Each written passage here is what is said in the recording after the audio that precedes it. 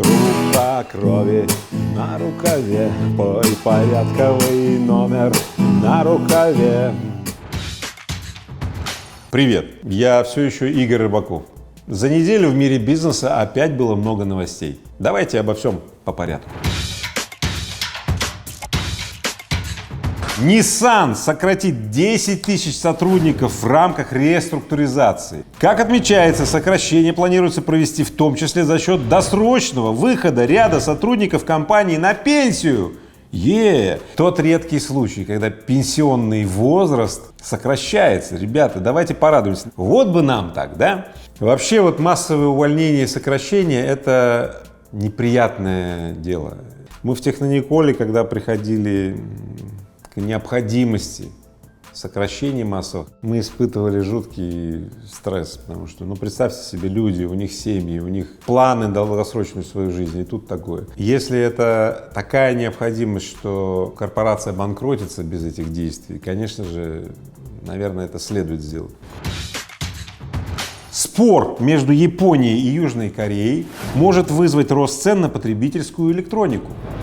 Токио ранее дал понять, что в августе Корея может быть исключена из белого списка стран. Наши истребители, наши российские, вошли в корейскую зону.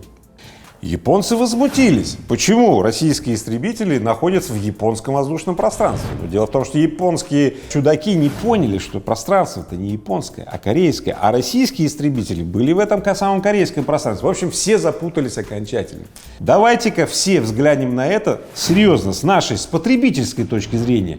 И возмутимся, и призовем власти наших стран: наведите уже порядок. Хватит уже, чтобы ваши разборки влияли на цены вот этой самой нашей потребительской электроники. Где мой Samsung электроник телефончик? Курилки в аэропортах хотят сделать платными.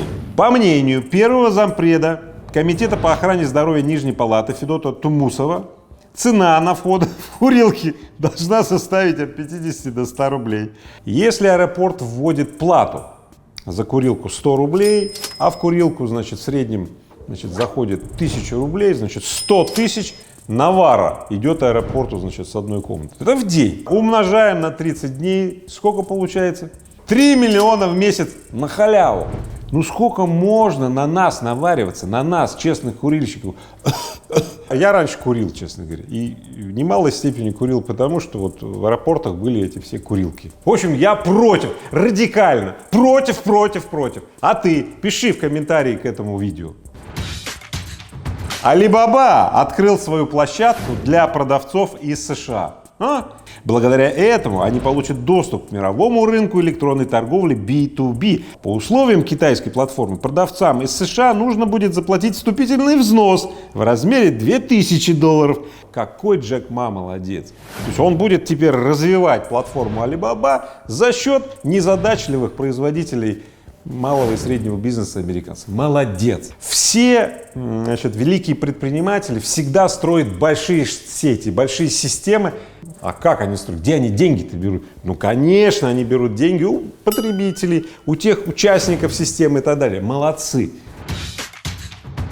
Минюст США готовит антимонопольное расследование против компании Google. Проверки могут затронуть такие компании, как Facebook, Amazon, Apple. Началось. Как только укрепляется какой-то бизнес, также эти приходят и говорят: давайте мы посмотрим, а не слишком ли вы крупные. 15% всех покупок в онлайне осуществляется уже на Amazon. Через 10 лет 30% всех покупок в онлайне будет осуществляться на Amazon. А что это значит? Это означает, что Amazon, эта платформа, будет иметь неограниченную власть. В принципе, это будет альтернативное электронное правительство. Конечно же, администрация Трампа не согласна. Как это? Джефф Безос будет главой альтернативного электронного правительства? Нет, конечно. Федеральная комиссия по торговле США заявила, что компания Facebook выплатит $5 миллиардов в качестве урегулирования инцидента с утечкой данных пользователей. Данные наши, а заплатят-то им. Они ничего не делают, они просто чеки присылают и штраф им засылают. Это же бизнес. С другой стороны, все эти страшилки вокруг Фейсбука, да, утечка данных и персональных, ребята, ну все же уже ясно. Это спланированные операции. Через 5-7 лет данные всех людей будут уже так или иначе утекшие. Это очень выгодный режим, сами знаете для кого. Поэтому, когда вы видите в интернете разные приколы, эти приколы вовсе не приколы. Это просто кто-то собирает дополнительные данные.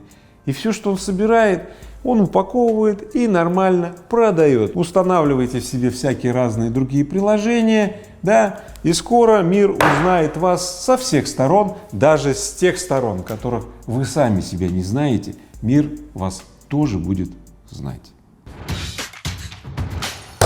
Металлика спела песню Виктора Цоя. Ну при чем здесь бизнес? Металлика, группа Кино. На самом деле это очень хитрый пиар-ход. Представьте себе, приезжает Металлика в какую-то страну, они изучают долго вот этот текст какой-то, ну, знаменитой песни, да, и потом выдают это на корявом таком вот языке, группа крови. После этого выступления 2-3 недели все средства массовой информации обсуждают эту новость. Металлика спела песню.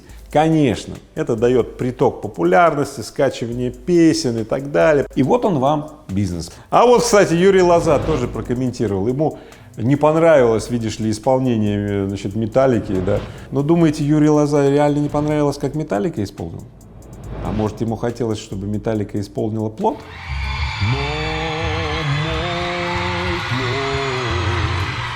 В общем, будь как Юрий Лоза. Используй необычные вещи в своих интересах.